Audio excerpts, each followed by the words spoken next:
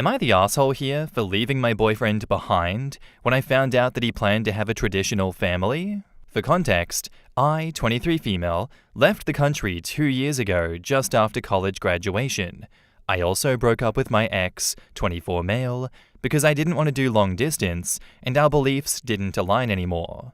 We both come from the same culture and dated throughout college, but while I wanted to move abroad and study further, considering the safety of women in my home country, his plans was that he would stay and take care of his family.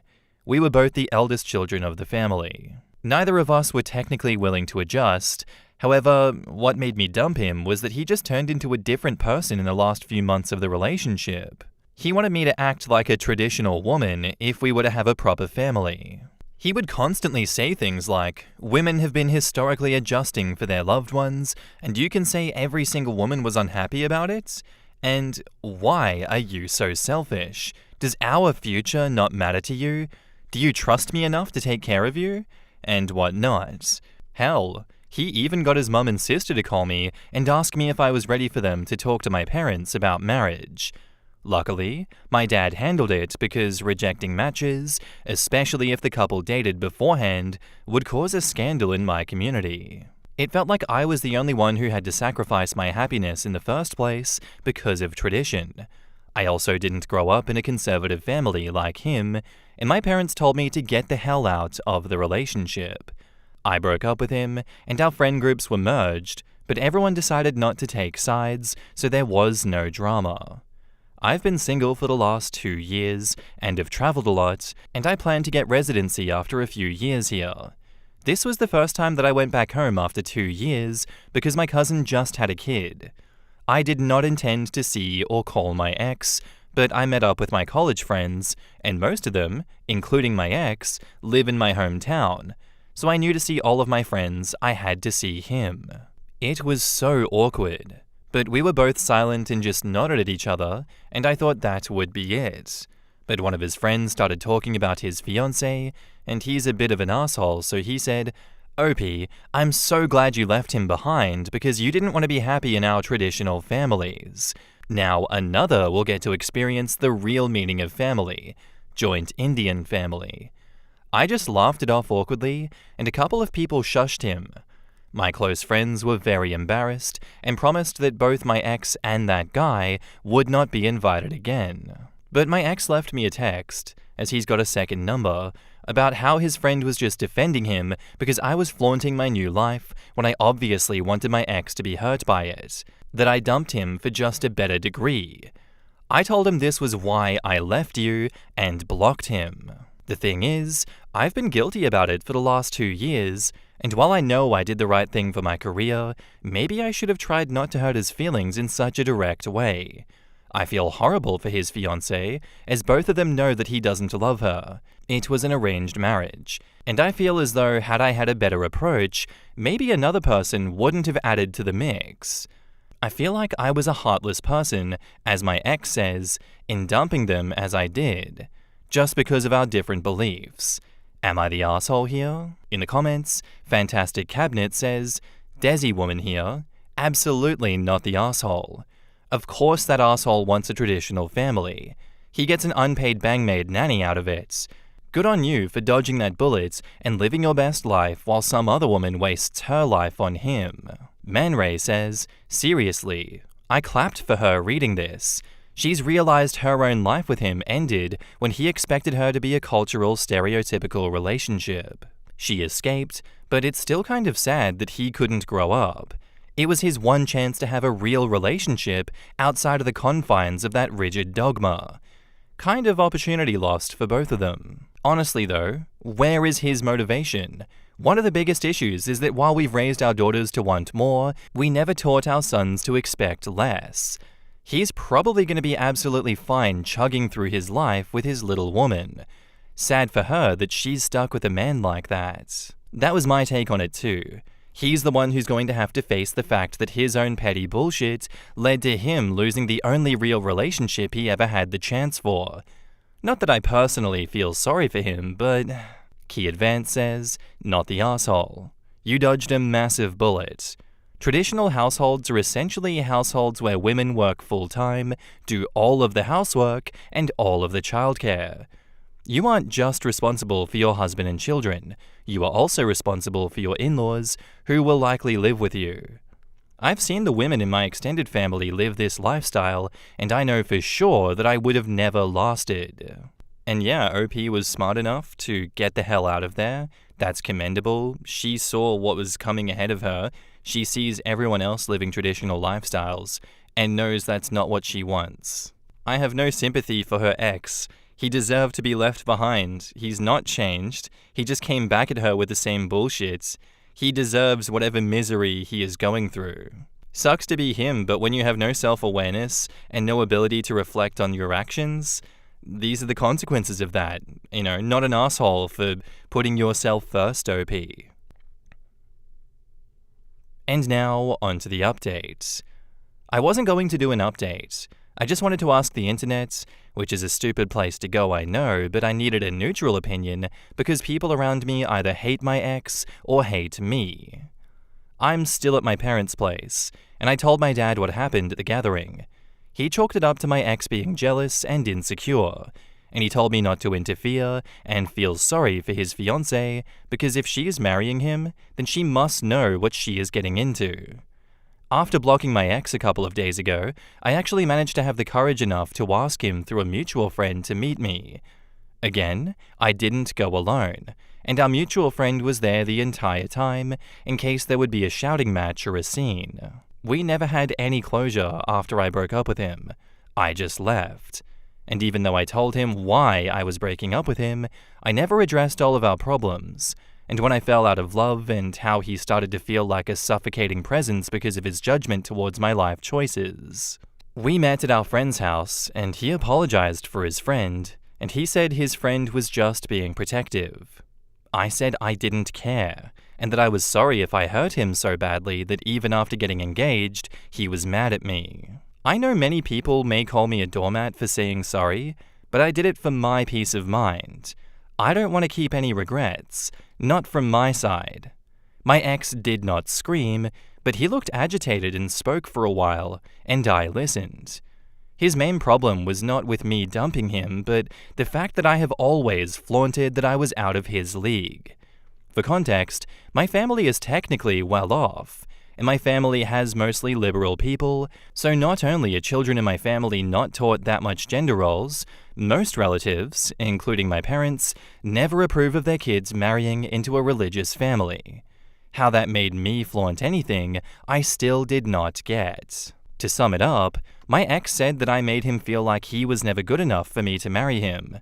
I certainly didn't love him enough, or I'd compromise, and he has only felt inadequate our entire relationship because I acted like I was too good for his joint family, where wives and mothers are still expected to wake up at the arse crack of dawn because women. He also said that his fiancée will always respect his mum. I have never disrespected his mum before, by the way. And his mother said ultra-modern women do not make good wives. He also told me he felt like I keep on flaunting a picture-perfect life abroad, and he felt awful because he lost me because he was not born as privileged as I was, and he was stuck here. I didn't feel like I needed to explain anything more to him after he was done speaking. It was okay. Honestly, it's kind of relieving that he is a bit of a red pill idiot and that I hadn't caused any actual damage to a genuinely good person. The only part that stung was when he said that I had a picture-perfect life abroad, because I don't have that. It's a new country, a new culture, and a new language. And while the quality of life may be more, and I have my good days, that doesn't mean that I don't struggle. I miss my language, my home, and my parents a lot. Just because you post selfies of places doesn't mean life is all sunshine and roses, unlike what social media thinks. It was relieving ultimately. I don't think I even know what closure actually means, and technically I'm doing good in life, all things considered. I'll be okay. Mostly. Thank you guys. You were all very nice in the replies. In the comments, Vivid Farm says, "Sounds like he made himself inferior. He thought that you were out of his league, therefore you must also think that. Be glad you dodged that bullet. His mother thinks that women who are ultra-modern don't make good wives? Is that because they expect a man that can actually adult and not have to mother them as well as work full-time, raise kids, and have a spotless home? OP says, his mum actually reminded me of the horrible mother-in-law from Marry My Husband K-drama sometimes. She used to be a nightmare because she treated his sisters like shit and kept on spewing sexist norms that even had nothing to do with our own religion. Square Minimum says, good. I wouldn't call you a doormat for wanting closure. He said his piece and confirmed that you made the right choice. You did the right thing. It's good that you got some closure, even if it wasn't exactly what you expected. He's clearly got some issues, and it's good that you're out of that relationship. You don't need to explain yourself to him, especially when he's blaming you for his own insecurities. It's okay to be relieved that you didn't waste more time on someone who is not right for you. You're doing great, and you'll be okay. Don't let him get to you. Closure is overrated. Closure is the fact that the relationship didn't work out. If you genuinely don't know why, then odds are it's just the other person's weirdness, and you shouldn't worry about it. In most cases, like this one though, you already have a pretty good idea, and rehashing it with the other person isn't going to bring enough clarity to be worth it. Yeah, and while I respect that OP did want to get the closure and went out of her way to get it, I think it was just a waste of time. Like, you already know why you broke up with this guy, and he's kind of abused you in that right, and you've blocked him rightly. The story should end there. That you go out of your way to meet up with him and have him spout bullshit again. How is it not obvious that this was going to happen? I don't understand. He's a dickhead. You don't waste your time or energy on this. You could have been spending that time instead with family and enjoying yourselves.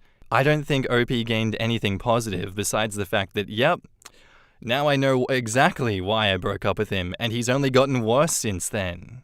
Regardless, thank you for sharing your experience with us, OP. It was insightful, to say the least, that some people, in fact, get worse after a breakup, instead of having their hot boy summer, hot girl summer. Oh well, sucks to suck. I'd love to know what you guys think about this one down below. My wife's friend cheated on her fiancé at her bachelorette party. My wife doesn't think it's that big of a deal. Help? A few weeks ago, my wife went away to Miami for one of her best friend's bachelorette party. After she got back, I overheard a conversation between my wife and another one of her friends that was also at the bachelorette party. Long story short, the bride-to-be cheated on her fiancé while she was there. She met a guy at the club, took him back to her hotel, and they had sex. I was shocked. To me, this was a big deal. The wedding is in a few weeks. But my wife didn't think it was that big of a deal. She said she shouldn't have done it, but it was just sex with a guy that she'd never see again. Just one last fling before her friends settled down, nothing to call off a wedding for. I couldn't believe what I was hearing, and my thoughts immediately turned to my wife's own bachelorette party. She went to Vegas for the weekend with the same group. If she didn't think it was a big deal, did she hook up with someone while she was there? She swore on the life of our daughter that she didn't. She admitted to dancing and flirting, but nothing more. And this led to a larger conversation on her thoughts on emotionless sex. Another shocker was that she admitted that if I was the type of guy that would be okay with her sleeping with other guys, that she would probably do it. She knows I wouldn't be okay with it, so she has never brought it up. She again said that sex isn't love, and that she has always been able to sleep with men and not get attached. Her friend thinks the same way. Now, I'm not thinking about divorce, but I feel like my entire world has been turned upside down. What does everyone think? Edit, I wanted to add one more thing that gives a little more insight into her thinking. She mentioned that if I had an affair that was purely physical, she would be able to forgive me. But if it was emotional, then it would be over. I'm the complete opposite. If my wife had an emotional affair, I would see it as something I could fix. I don't know if that's just a guy thing or not. In the comments, Terra Sabbath says, "One last fling." I'd be asking, were there others? Why ask? Do you actually think that she would be honest without being confronted with proof? Not even one bit. OP tipped his hand on finding out though. If he approached it feigning the same sentiment about emotionless sex, he might have gotten admission out of his wife. If it's no big deal, why hide it from her future husband? The argument falls apart right there.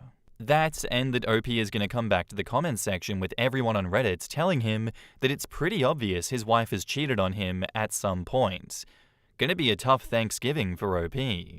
Yeah, my friend banged a guy, but me? Oh, nah. I just danced and flirted.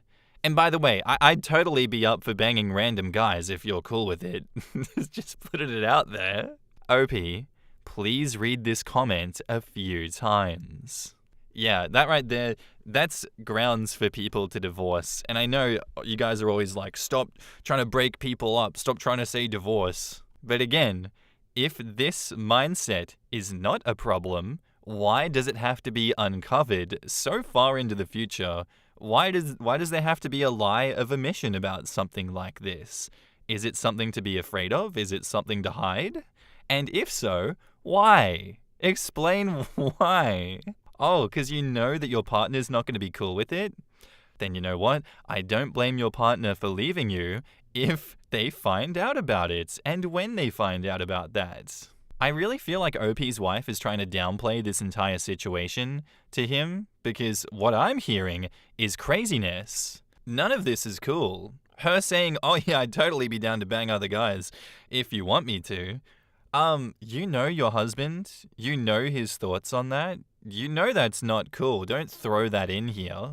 To me, that's genuinely just asking to start an argument. Like, where is she getting off on this? What's going on? I think the help you need right now, OP, is to sit her down, have a longer talk about this, and potentially go to marriage counseling and sort this out.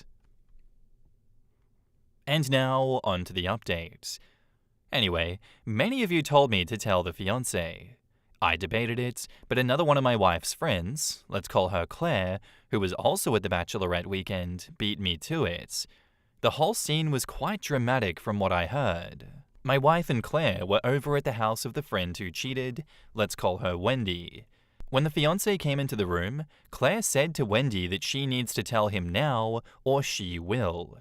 The fiancé pretty much knew what she meant and basically broke down. There was a lot of screaming and crying.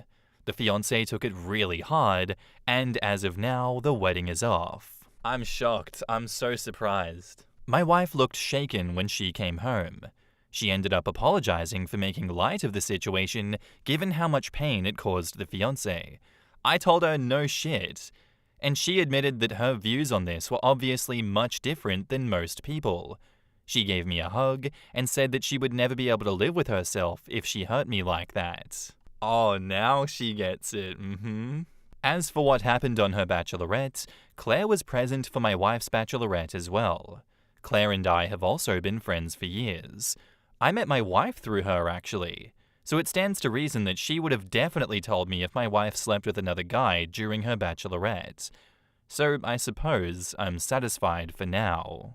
In the comments, Buddy Inevitable says, your wife sounds somewhat low empathy, but I suppose if this concrete event of seeing others' significant distress and pain over infidelity taught her some empathy and compassion, that's a good thing. I would store this memory in your mind though, as she doesn't have a solid moral compass, clearly. The status update is very dramatic, but it doesn't get at the issue of whether OP and his wife have defined cheating and set boundaries in their own marriage. It is doubly important that they do this since OP's wife doesn't seem to be on the same page as him. Good point, but I will say this is a clearly monogamous relationship, and obviously, banging a random dude and lying about it while you're in a monogamous relationship is cheating. So, your wife had to have a front row seat and experience firsthand the devastating effects of cheating in order for her to finally understand why cheating is wrong, horrible, and cruel. That is still hella sus. I would never look at my wife the same way again, but if you guys are able to work past it, then all the more power to you. I hate that I agree with the sus part. Did she say she never cheated, or only that she didn't want to hurt you that way? Because if she cheated, she could avoid hurting you by never telling you. I would still have a look at the phone bill and messages. Have a heart-to-heart with Claire too. Claire is the hero here. Yeah, and I still think it would be wise of OP to have a private conversation with Claire and reveal what his wife said, including the apology, just to be sure. I can't imagine that she didn't realize how awful her feelings were until after she saw her friend's relationship implode. I'm jaded enough to believe that her apology was forced because OP would have heard about the wedding being off and why eventually. She just wanted to get ahead of it. I completely agree. I completely agree with that. There's no way that was a genuine apology. That was some crocodile tears kind of a energy if I ever saw it myself. It's just screaming bullshit. That whole, oh my god, oh, now I realize that cheating is wrong and I'd never do anything like that to hurt you. I love you so much. I don't trust you anymore. I don't even know who you are. How can you say one thing and stand by it that completely disregards normal monogamous relationships and then see the consequences of those actions and be like, wow, I really don't like the consequences of those actions. Man, I gotta change real quick. I'm gonna parrot that.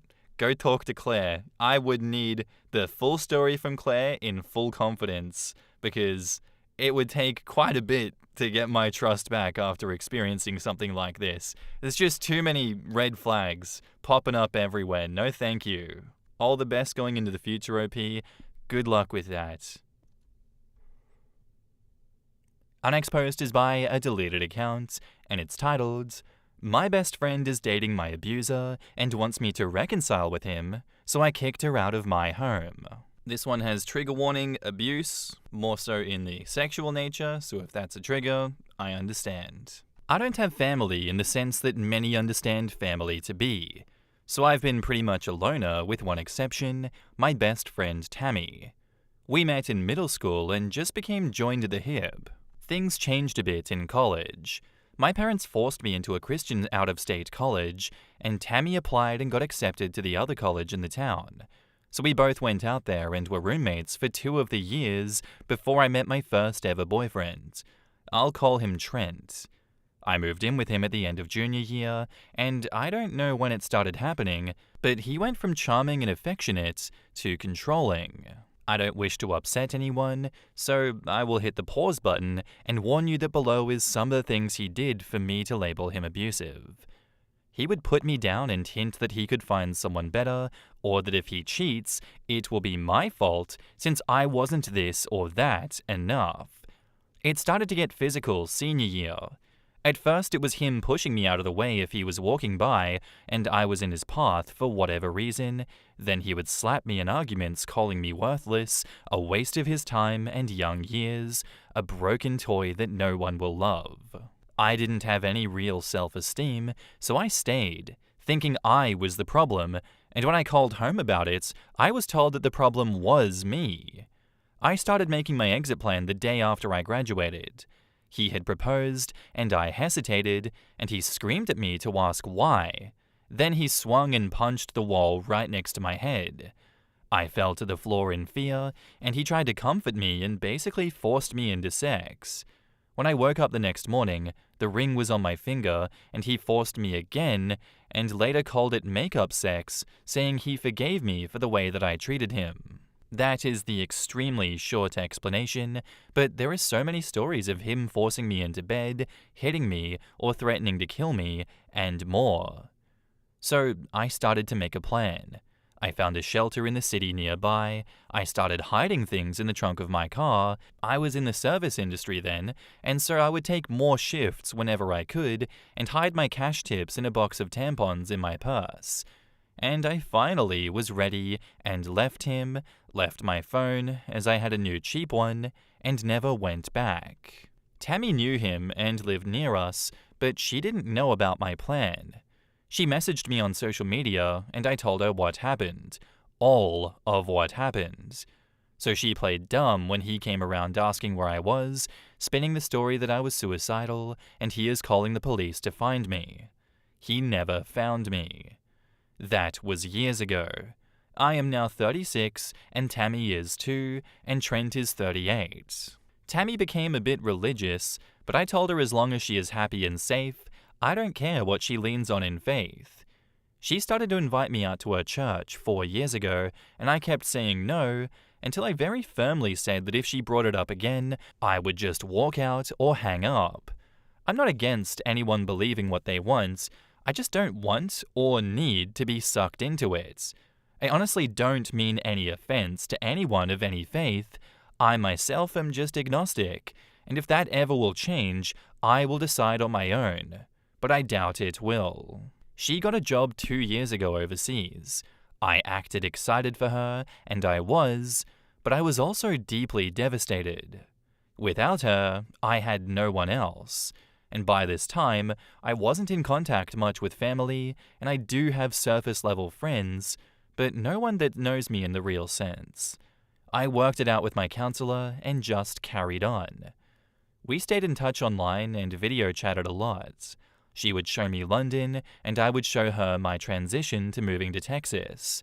We would chronicle our explorations of new cities, and then one day, it started to slow down on her end, right around the time she went to visit a friend in our old college town. She then asked me, if she flew to Texas sometime this summer, could she stay with me for a few days, and I excitedly agreed. So, early this month, just a few weeks ago, she came here. She was off the whole first day, but I figured that she was just tired. Then the next day, we went out and got drunk. She started to cry, and I got us an Uber back to my place and asked her what was wrong. That's when she asked me not to hate her and told me everything. She's with Trent. She's been with him almost a year. I was too stunned to even say anything, and she went on and on about how it's not what I think, and he's changed. She told me he found Jesus and turned his life around and deeply regrets the way he treated me. The more she talked, the more I just shut off. I didn't even have it in me to feel anger. I just stared at her, frozen, as she talked, until she said, "Please just say something." So I did. I told her to get the hell out. She started to explain it all again. She hated him forever, but they kept running into each other. She goes to church and showed he has changed, blah-de-blah-de-blah. I didn't interrupt her, but when she stopped talking again, I just repeated myself. She argued more, and I would just listen and repeat until she grabbed her stuff and left. It was silent between us for a week, until my dad texted me that Tammy called my parents crying and told me to get over myself. After all, it's not like I wanted to get back with him, right? And that's what I get for living with a man that I wasn't married to.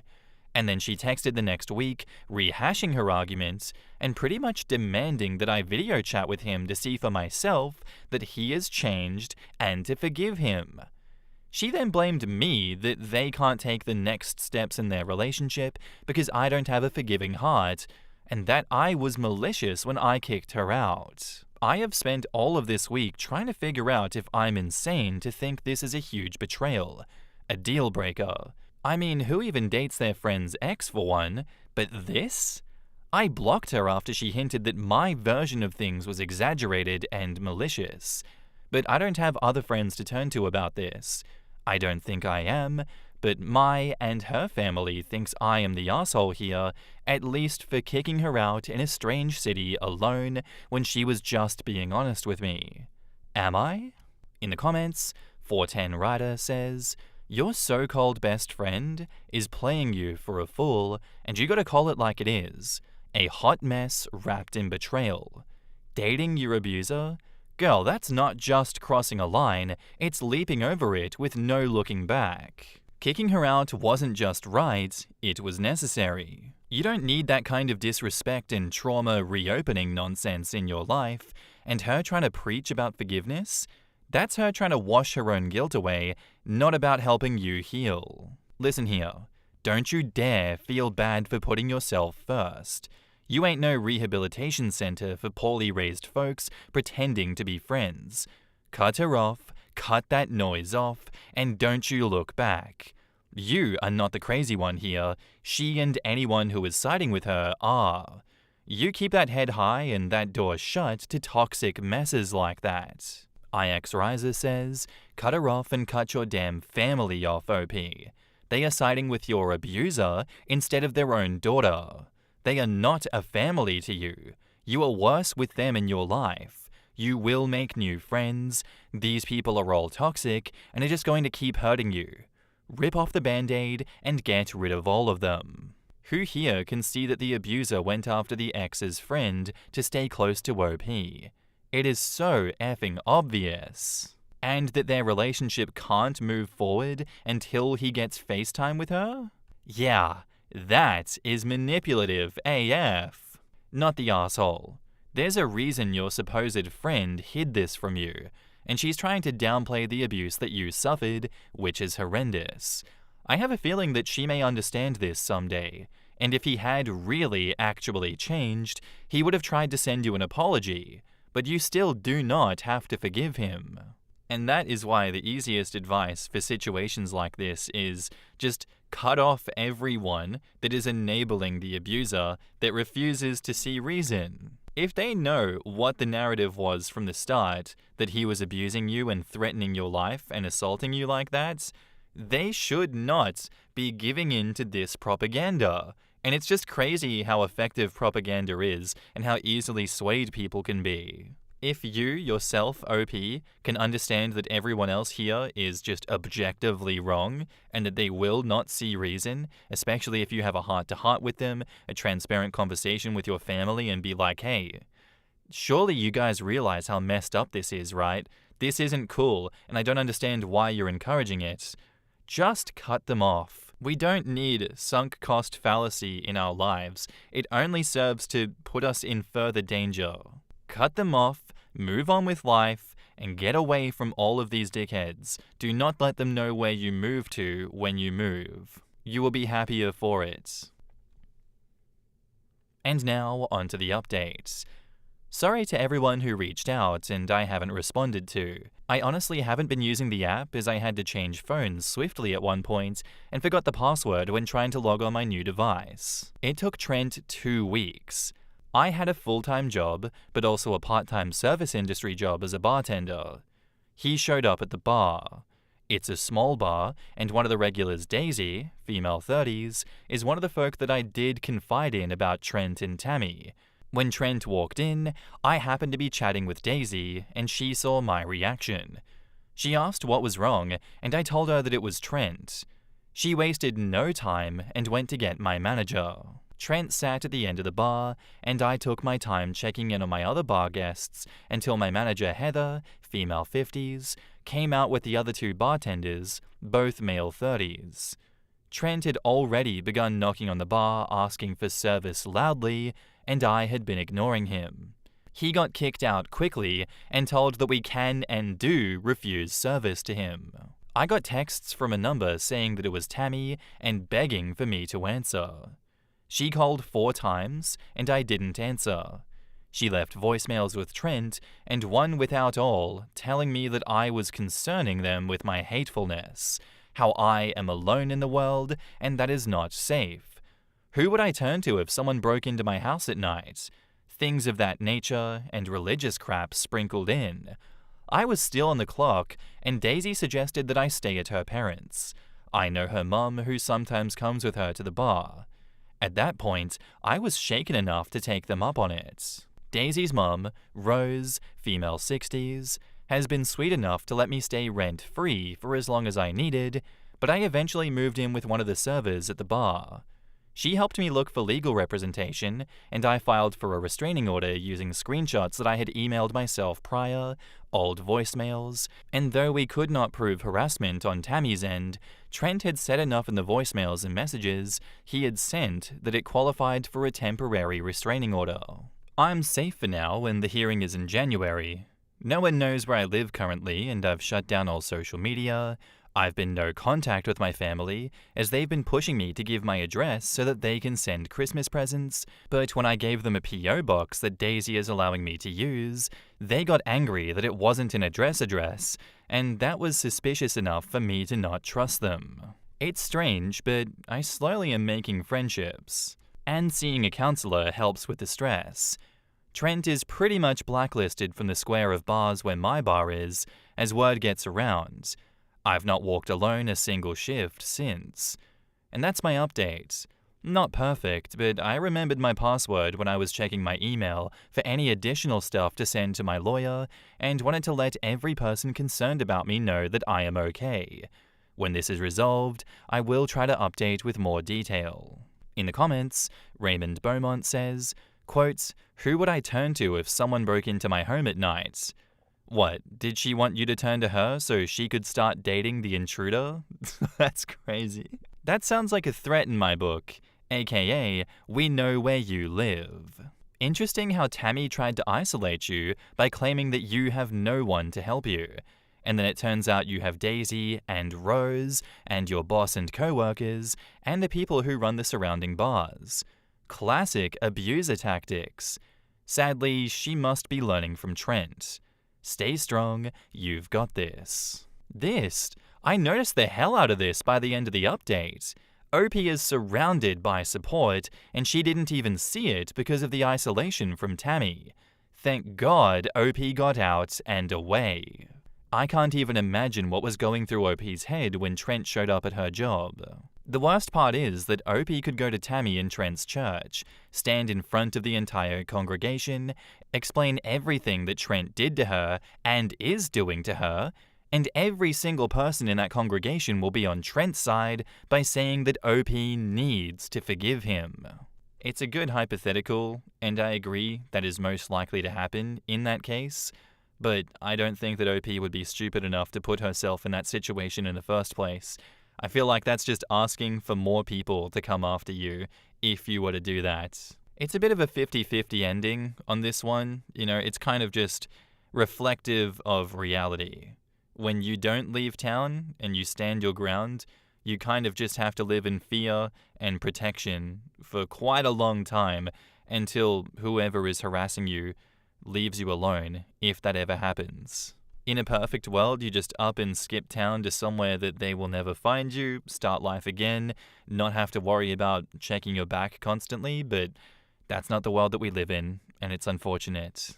Even though you deleted your account, OP, I do hope that you come back and update us on anything else that occurs, and I do hope that you're okay going forward. Thank you for sharing your story with us. And that's where I'm going to end today's episode, guys. If you liked it, let me know what you thought of it down below, and I'll see you in the next one. Bye.